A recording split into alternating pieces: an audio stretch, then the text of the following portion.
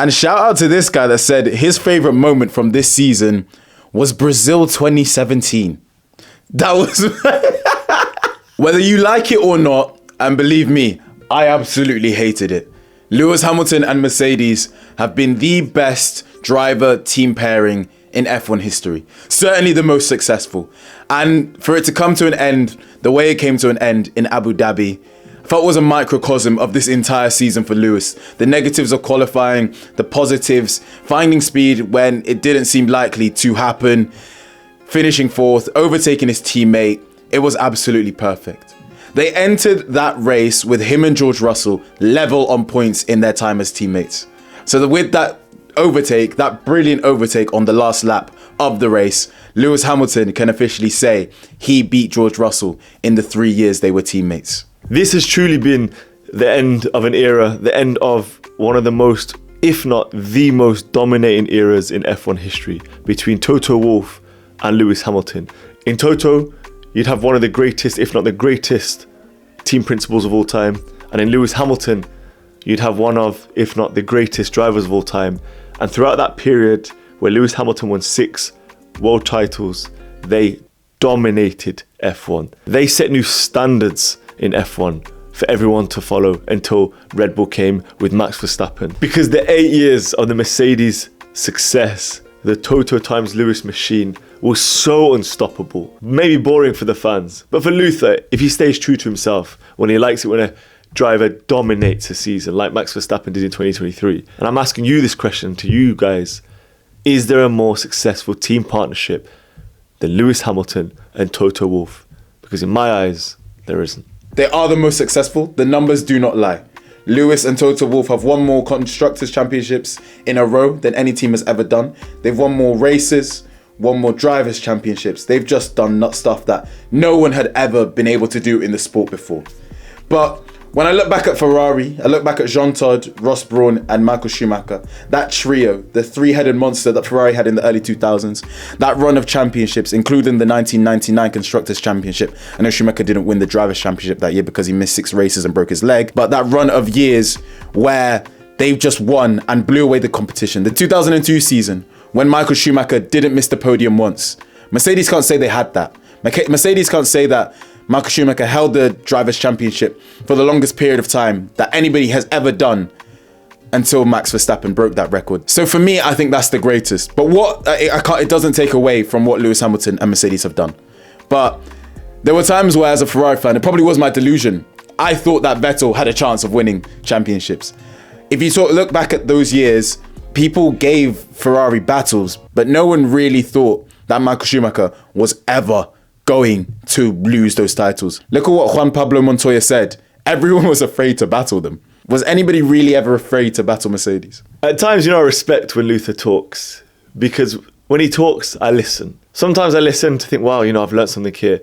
Sometimes he talks on pure emotion. Luther mentions Vettel and he's still clearly very affected by Canada 2019 when Vettel got that 5-second penalty for dangerous driving coming back on the track and blocking Lewis Hamilton. Secondly, drivers being scared of Schumacher, whether he's coming up behind you or he's driving off into the distance that he was going to win no matter what. Whenever you had Hamilton in your rearview mirror, Hamilton would overtake. One example that comes to mind is the Canada Grand Prix 2019 when Lewis Hamilton scared the fuck out of a 4-time world champion in Sebastian Vettel into making a mistake. So I refuse that notion that Luther has said there. Maybe actually if they were going to be scared more of Schumacher and Verstappen was because they were more aggressive, more hot-headed.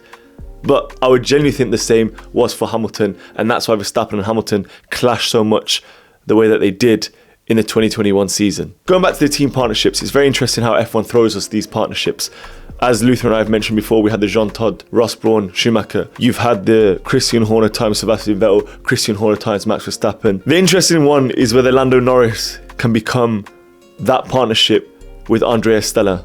Andrea Stella and the McLaren team provided him with a title-winning car, as evidenced by them winning the Constructors. I'm sorry to all the Ferrari fans and Luther out there for your loss today. Let's take a moment of silence. So Ferrari lost the Constructors Championship. I bet you guys are wondering how I feel right now.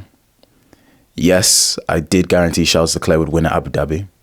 Yes, I did guarantee Charles Leclerc would win at Singapore. yes, I did guarantee, I think twice or 3 times that Ferrari would win the Constructors Championship. And we lost to McLaren. So I feel terrible. But McLaren, your celebrations will not last long. If there's one thing that we know in Formula One, is that Ferrari own McLaren. We have owned you for ages, and we will own you again.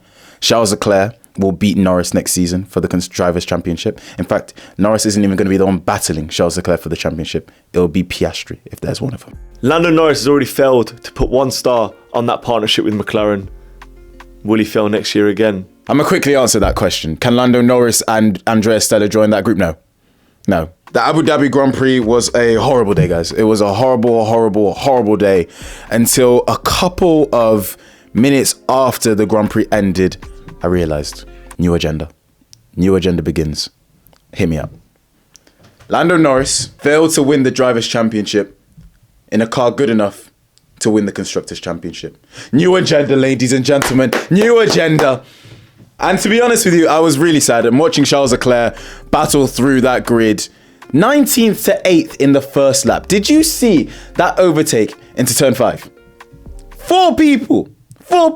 In the Abu Dhabi Grand Prix, Charles Leclerc overtook every single driver on track apart from Lando Norris, Carlos Sainz, and George Russell. That's how good he was.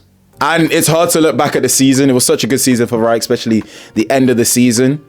But I look back at Baku, and I think when Carlos Sainz had a clear 3rd place and he tried to go for it with Leclerc, got his tyres dirty, let Perez get a good run on him, and they crashed. That's 15 points. Ferrari win the Constructors' Championship if Carlos Sainz just settles for that 3rd place. But that's the difference between winning championships and not. Sometimes it's just those small margins. Whilst Luther has damningly attacked Norris, he did bring it home for McLaren. And I have to give him his props that he did bring it home. He kept it clean, no troubles, brought it home, and gave McLaren, gave Zak Brown, Andrea Stella, and everyone at Woking their first championship title since 1988. The entirety of the race is completely different if Charles Leclerc is the one behind Lando Norris, because Charles Leclerc is a better driver than Carlos Sainz. Charles Leclerc is the 2nd best driver on the grid.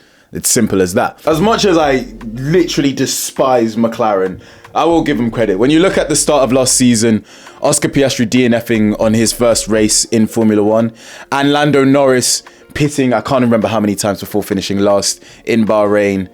They've come a long way, and it's credit to Andrea Stella and the work he's done. It's credit to Zak Brown, as much as I find him cringy and annoying.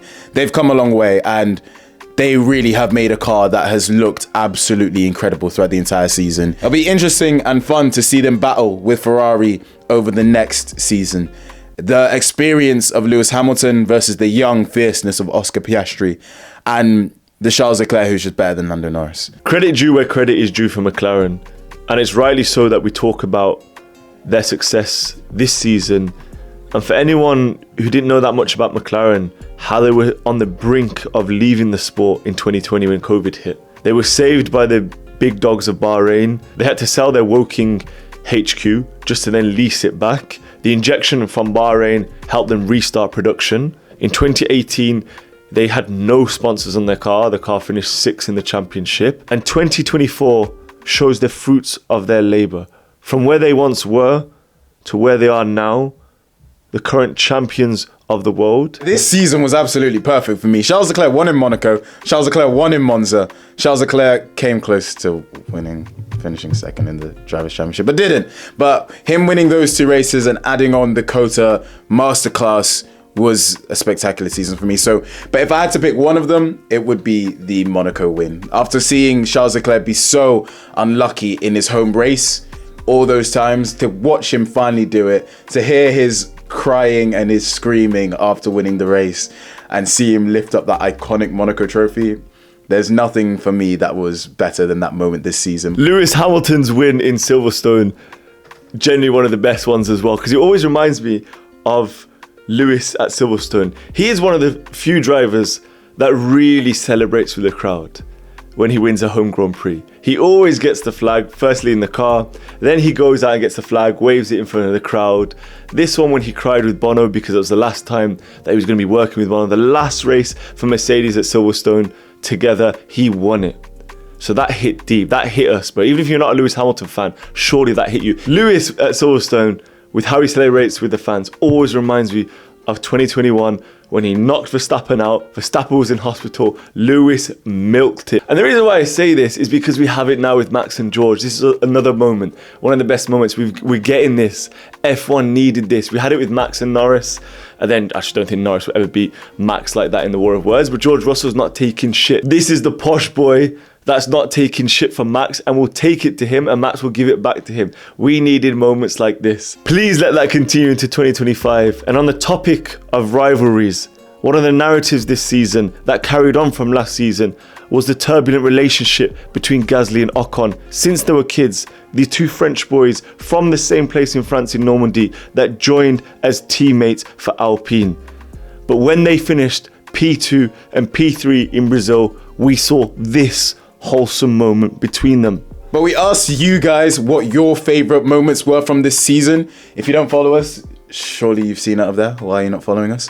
But this is what you guys had to say. So Delta Tom FP1 said Brazil P17 to P1, Senna magic from Max Verstappen. Tom's Picks says Verstappen's Brazil or Lewis Hamilton's Silverstone as a close second. Camo Jello says Norris's first win.